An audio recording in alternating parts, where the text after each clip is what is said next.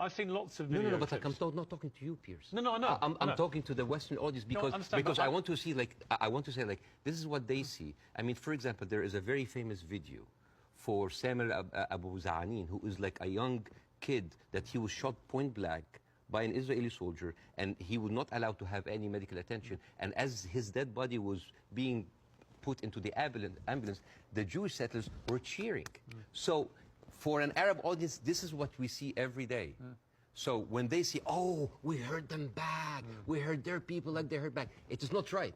But this is what hate does. It escalates. It feeds each other. Radicalism feeds it. It is terrible, and it is just like a vicious circle. So I would like to do something that is very interesting tonight. When I invited Jon Stewart to my show, as much of like a reception that if you see on the YouTube, people just like, no, sorry. We had to cut the 5-minute standing ovation for broadcast. People were on their feet for 5 minutes. They could not believe it. I remember Jon Stewart telling me I could never imagine that a Jewish guy from New Jersey would have that kind of reception in Cairo. And yet, on the internet, people who would have, what? You brought a Jew on your show? Why you are with a Jew? Yes, hate is there.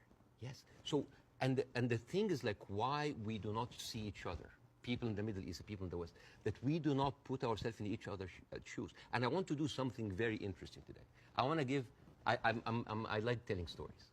And I'm going to tell you a very nice story. This is the story, surprise, surprise, of the suffering and the plight of the Jewish people. And I want to say that because it is very interesting when you see the trauma and the suffering that the people on the other side went through, you might understand why they're coming. So this is, see this? This is a map of all of the history of the expulsion of the Jews in Europe. They've been like, I have never seen a minority being kicked around this much, right? And of course, this comes back to the, the whole idea about the original sin, that you have betrayed Jesus Christ. The blood of Jesus is on your head. And then comes the 11th century. At that time, Jewish people were not allowed to own land. They were just peasants. Even some of the professions were not even allowed to participate in. But they were allowed to do one thing, usury, money lending, because it was prohibited by the Catholic Church to engage into that. So what happens when you work in money? You get richer, right? And those Jews lived in ghettos. Now, ghettos was not just like isolated neighborhoods in cities. Sometimes ghettos were outside the city. This is like how isolated they were. And in those ghettos, they have to pay gold to the mayor or the governor or the prince or the noble.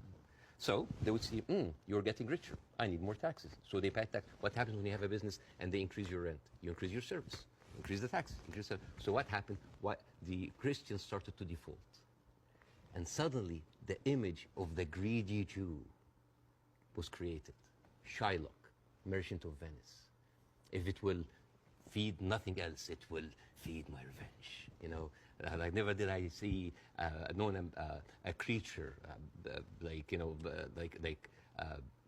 I can't remember that. Never I saw like a creature that looked like a man so keen and greedy. Confound of a man. English. I messed it up. Anyways, but this was the image, greedy Jew, the greedy Jew. This was created because of their conditions, and it became worse in 1095, when Pope Urban II called for the first crusade to go and save the birth of Jesus from the unbelievers Muslim. And this crusade did not kill a single Muslim. You know how many people they killed? 2,000 Jews. Because it's like, wait, the non-believers are all over there. Why? So they went to it's called the Crusades of the Rhineland. So they went to the Jewish community because, hey, we own the money, so let's kill them better than paying them. And then came the plague.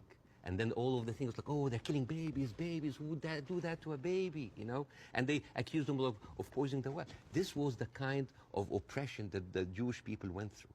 Fast forward 19th century, there was like the Eastern Jew in Ukraine and Russia, and there was the Western Jews in Europe.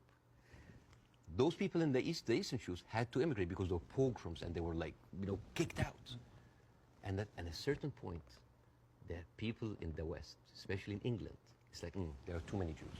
We need a solution. A solution for what? For the Jewish problem. So it's like we need to get rid of them. And you know what? Palestine was not even in the A list. Palestine was in the B list.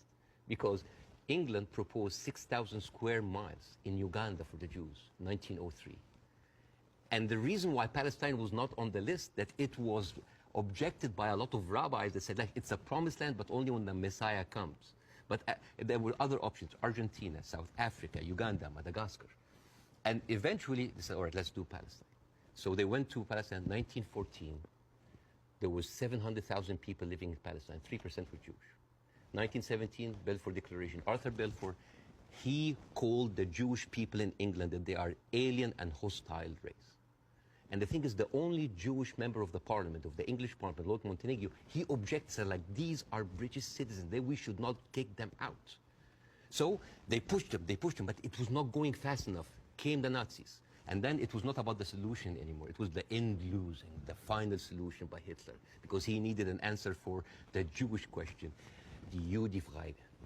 And then, as you see, the Holocaust happened, the most orchestrated, industrialized, horrible genocide in our modern time. 6 million Jews died. So it accelerated, and they went, first of all, they left Eastern Europe, and they went to West Europe, and they went to America, and they were turned down, and they were pushed towards Palestine. So by 1948, right before the declaration of the State of Israel, there were 2 million people living there. Only 30% of them was Jews. So the whole idea of, like, a land without a people to a people without a land was a marketing thing. They were already Palestinians. So suddenly, from our perspective, the Jewish problem is not a Jewish problem, is not a Middle Eastern problem, is not an Arab problem, it is a European problem. It was pushed on us together with the guilt, because now we are the anti-Semite. Now we are the Jewish hater. And not just that, they took land. So people look at this like, why are we even, we had a lot of refugees coming in. And during that, there was a lot of, as you know, Zionist militia, the Aragon, the Haganah, all of these people were killing Palestinians.